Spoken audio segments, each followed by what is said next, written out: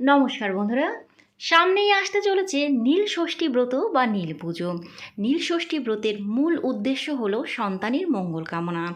বহু মা এই দিন নির্জলা উপবাস পালন করে থাকেন। সারা দিন কিছু না খেয়ে সন্ধ্যাবেলা শিবলিঙ্গে জল অর্পণ করেন আর মহাদেবের পুজো দেন। এরপরে পুজোর প্রসাদ গ্রহণ করে ব্রতভঙ্গ করা হয়। আর বাংলা সাহিত্যে সন্তানের মঙ্গল কামনার জন্য এই ভাবনার উল্লেখ বহুবারই দেখা গিয়েছে। বিশেষ করে মঙ্গল কাব্যের প্রার্থনায় আমাদের সেই চিরন্তন আকাঙ্ক্ষা আজও ফুটে ওঠে যে আমার সন্তান যেন থাকে দুধে ভাতে। আজকের এই ভিডিও থেকে আপনারা জানতে পারবেন 2026 সালে নীল পূজা বা নীল ষষ্ঠী ব্রত কবে পড়েছে, নীলবাতি জ্বালানোর সবথেকে শুভ সময় কখন থাকছে, এই দিন কেন দেবী ষষ্ঠীর পরিবর্তে মহাদেবের আরাধনা করা হয়। এছাড়াও শুধুমাত্র ব্রত পালন করলেই হবে না, সন্তানের মঙ্গল কামনায় অবশ্যই এই দিন 8টি নিয়ম মানবেন। এই সকল গুরুত্বপূর্ণ বিষয়গুলো জানার জন্য ভিডিওটির সাথে থাকার অনুরোধ রইল। প্রথমেই আমরা জেনে নেব এবছর নীল পুজো বা নীল ষষ্ঠী ব্রত কবে পড়েছে। এবছর নীল পুজো বা নীল ষষ্ঠী ব্রত অনুষ্ঠিত হবে ইংরাজির 13ই এপ্রিল 2026 সাল, বাংলার 29শে চৈত্র 1432 বঙ্গাব্দ সোমবার। নীল পুজো বা নীল ষষ্ঠী ব্রতের একটি গুরুত্বপূর্ণ নিয়ম হল সন্তানের মঙ্গল কামনায় প্রদোষে অর্থাৎ সন্ধ্যাবেলায় নীলের ঘরে বাতি জ্বালানো হয়, যাকে নীল বাতি জ্বালানোও বলা হয়ে থাকে।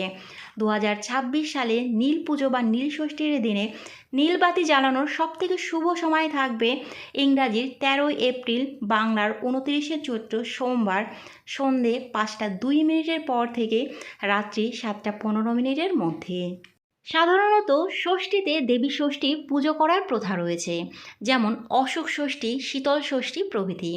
কিন্তু নীল ষষ্ঠীর ক্ষেত্রে এই নিয়ম কিছুটা আলাদা, কারণ এই দিন দেবী ষষ্ঠীর পরিবর্তে মহাদেবের আরাধনা করা হয়।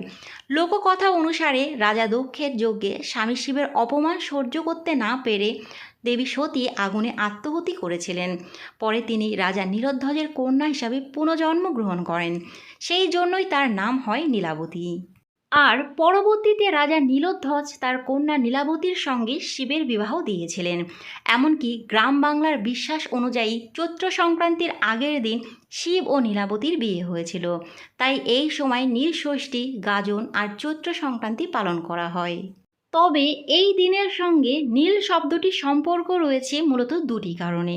প্রথমত, মহাদেবের আরেক নাম নীলকণ্ঠ, আর দ্বিতীয়ত দেবী পার্বতীর আরেক রূপ নীলচণ্ডিকা বা নীলাবতী। পুরাণ অনুযায়ী এই দিনে শিব আর নীলাবতীর বিবাহ হয়েছিল, তাই এই দিনটিকে নীলষষ্ঠী বলা হয়। আর শিব পূজাকেই অনেক জায়গায় নীল পুজোও বলা হয়। চৈত্র সংক্রান্তির আগের দিন নীল ষষ্ঠী ব্রত পালিত হয়। সাধারণত এই দিন মায়েরা তাদের সন্তানের মঙ্গল এবং দীর্ঘায়ু কামনা করে এই ব্রত পালন করে থাকেন। এই ব্রত পালন করার সময় বেশ কিছু নিয়ম রয়েছে, যেগুলো মেনে এই ব্রত পালন করলে খুব সুফল পাওয়া যায়। যার মধ্যে প্রথমেই রয়েছে এই দিন গঙ্গা জল, কাঁচা দুধ, ডাবের জল, ঘি, মধু, সামান্য কাঁচা হলুদের রস ও সামান্য বেদানার রস মিশিয়ে শিবলিঙ্গে অভিষেক করুন। এই দিন শিবলিঙ্গে বেলপাতা, আকন্দ ফুল, ধুত্রা ফুল এবং নীলকণ্ঠ বা নীল অপরাজিত ফুল অর্পণ করুন। যদি উল্লেখিত সব রকমের ফুল দেওয়া সম্ভব না হয়, তাহলে যে কোনো একটি ফুল দিলেও হবে। তবে এই দিন অবশ্যই শিবলিঙ্গে বেলপাতা নিবেদন করবেন। নীল ষষ্ঠী পুজো করার সময় 5 রকমের নৈবেদ্য অবশ্যই দিতে হবে। এই পুজো গরমকালে হয়, তাই গরমের সময় পাওয়া যায় এমন ফল অর্থাৎ বেল, তরমুজ, ডাব, শশা প্রভৃতি নিবেদন করতে হবে। এই দিন মায়েরা সারা দিন উপবাস করে সন্ধ্যের সময় পুজো দেওয়ার পরে আহার গ্রহণ করেন।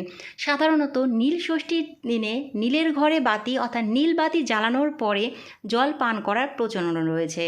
মনে করা হয় এর ফলে সন্তানেরা ভালো থাকে। এই দিন যতটা সম্ভব ঠান্ডা জিনিস খান।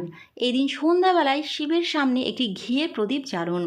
কোনো প্রকার অন্ন জাতীয় বা ভাজা খাবার এই দিন না খাওয়াই ভালো।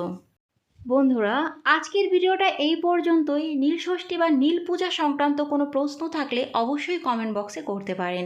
আজকের ভিডিওটা যদি ভালো লাগে লাইক, কমেন্ট, শেয়ার করবেন। পরবর্তী ভিডিওর আপডেট পাওয়ার জন্য চ্যানেলটি সাবস্ক্রাইব করে পাশে থাকবেন। নমস্কার।